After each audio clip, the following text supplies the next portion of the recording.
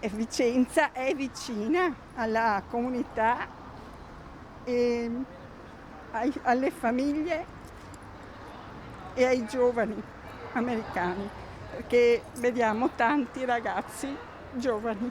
Registriamo anche sincera commozione tra i vicentini che abbiamo interpellato oggi sull'11 settembre.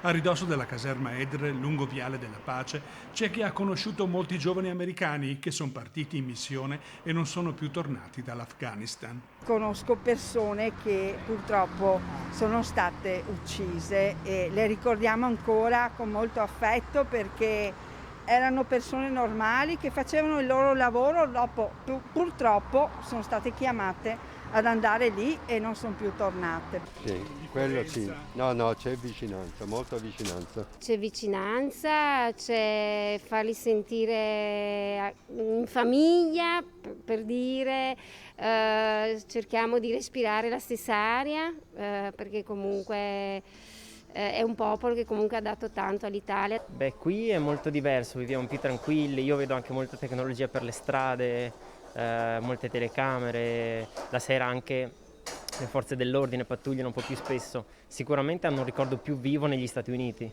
Ci hanno insegnato che in un attimo ci buttano nel baratro, per cui abbiamo visto anche il Bataclan, cioè l'abbiamo vissuto tutti.